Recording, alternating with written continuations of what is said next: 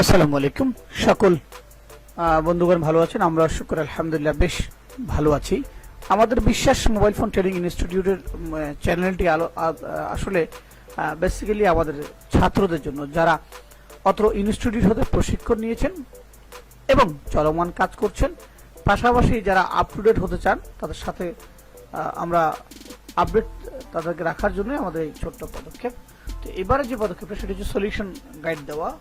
যেহেতু বার্নিওকে ধন্যবাদ জানাচ্ছি, বার্নিও স্কেমেটিক হার্ডওয়্যার সলিউশনের চমৎকার কিছু সলিউশন দিয়েছে।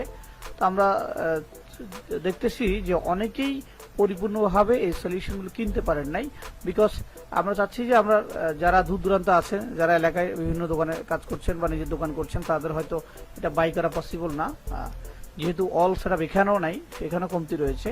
সেক্ষেত্রে আমরা ভাবলাম যে আমরা তাদেরকে একটা স্কেমেটিকের সাপোর্ট দিই এবং এখানে যে মডেলগুলো আছে ধীরে ধীরে আমরা এই মডেলগুলো স্টেপ বাই স্টেপ তাদেরকে সলিউশনগুলো দেওয়ার চেষ্টা করব। আজকে আমরা দেখব চার্জিং এবং ডেটা।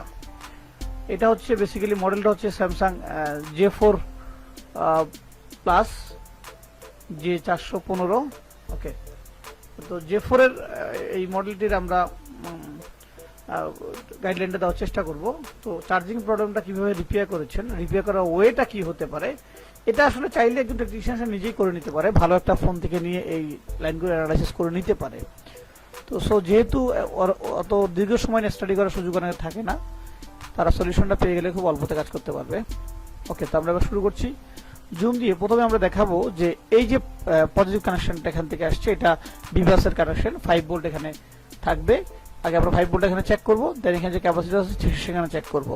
যদি ঠিক থাকে তাহলে ওকে, এই পাঁচটা ওকে। আমাদের নাম্বার 2 তে যে কানেকশন আছে সেটা একটা রেজিস্টার হয়েছেন, যে রেজিস্টার 4025 টা রেজিস্টার যুক্ত হয়েছেন, যুক্ত হয়ে সেটি ডাইরেক্ট উপর রাইসে চলে গেছেন, ওটা যাচ্ছি না আমরা। ওকে, যেহেতু আমাদের বিভাসের কানেকশনটা এখানে আসছেন, এখান থেকে এসে আইসি ফিল্টার হয়ে আইসিটা ফিল্টার করে উপরে চলে গেছে। উপরে কোথায় গেছে লাল কানেকশনটা দেখবো আমরা, উপর ডিরেক্ট মেবি চার্জিং এসিতে চলে আসার কথা। ওকে, এই charging AC, charging AC means অনেকে জানেন না বুটিং এসি। যদি চার্জিং এসি পাশে এরকম বড় কয়েল থাকে এবং ডায়োড থাকে এবং এটা এই ধরনের এখানে একটা ফিউজ থাকে, ডায়োডের থাকে, ক্যাপাসিটর থাকে, মানে এ দেখতে এরকম আলামত থাকলে অবশ্যই মনে রাখবেন যে এটা চার্জিং প্লাস বুটিং সেকশন। এটার আইসি যদি না বসে, শর্ট হয়ে যায়, ড্যামেজ হয়ে যায়, সেক্ষেত্রে কিন্তু ফোনটা পাওয়ার আসবে না।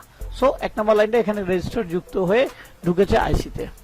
ওকে, এরপরে আমরা যদি সেখানে আমরা পরের কানেকশনটা দেখি, ডেটা কানেকশনটা দেখি। 2 নম্বর যেটা আমরা গ্রিন কালার দেখেছিলাম, গ্রিন কালারটা এসছে কোথায়?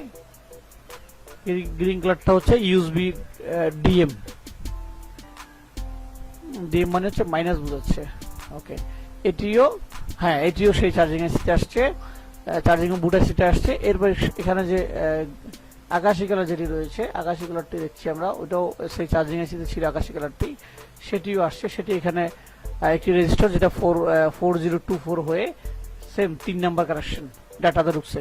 ডাটা 4 নাম্বার যে কানেকশনটি আছে, যেটি চকলেট কালার হয়েছে, এটা 4027।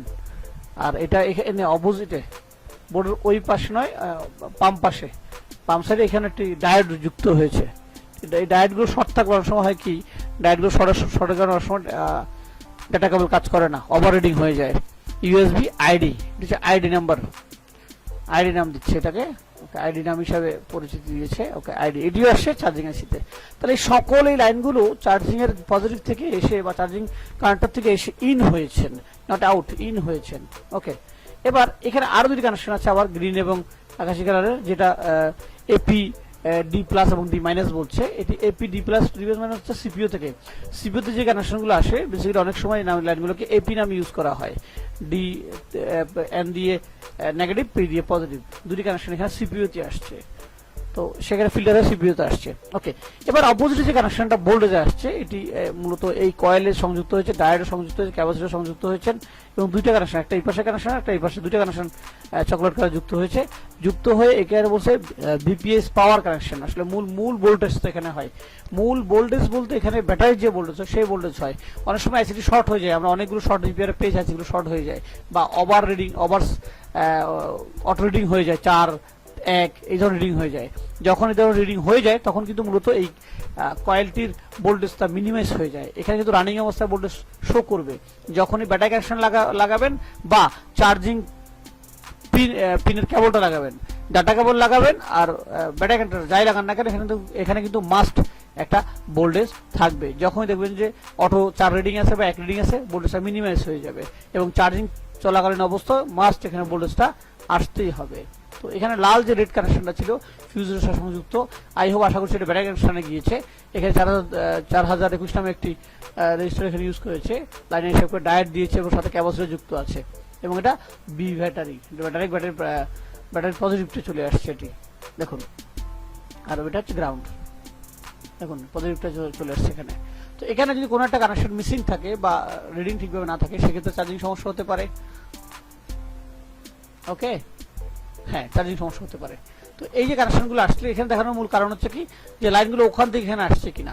এই সলিউশনে যদি আপনার কাছে থাকে বা আপনার কাছে যদি এই ডকুমেন্টটা এটা থাকে তাহলে যে কোনো সময় এই মডেলটার চার্জিংটা আসলে আপনি প্রপার ফাইন্ড আউট করতে পারবেন। আমি আশা করছি এটি, যেহেতু সিপিইউ লাইনটি সরাসরি বের করতে পারবেন না, কিন্তু বাকি যে লাইনগুলো ভায়া হয়ে ইনপোর্ট হয়ে আসছে এই লাইনগুলো আপনি চেক করবেন প্রপারলি। চেক করার পর যদি দেখছেন সব ঠিক আছে, কোনো সমস্যা নাই, ডায়োডের রিডিং ঠিক আছে, এখানে আইসির আশেপাশে যে ক্যাপাসিটর তার রিডিং ঠিক আছে, এখানে রেজিস্টরের রিডিং ঠিক আছে, ডায়োডের রিডিং ঠিক আছে, তারপরেও চার্জিং হচ্ছে না, সেক্ষেত্রে আপনার চার্জিং আইসিটাই পুড়ে গেছে, ফল্ট হবে। তবে অবশ্যই কেয়ারফুলি আপনার হাত যদি মজবুত না হয় সেক্ষেত্রে কিন্তু ফোনটি ডেড হয়ে যাওয়ার চান্স থাকতে পারে। তবে অবশ্যই আইসিটি ভালো করে নাম্বার মিলিয়ে তারপর আইসিটি লাগাবেন। ধন্যবাদ সবাইকে, আবারও পরবর্তী সলিউশনে দেখা হবে। সুস্থ থাকবেন, ভালো থাকবেন, আসসালামু আলাইকুম।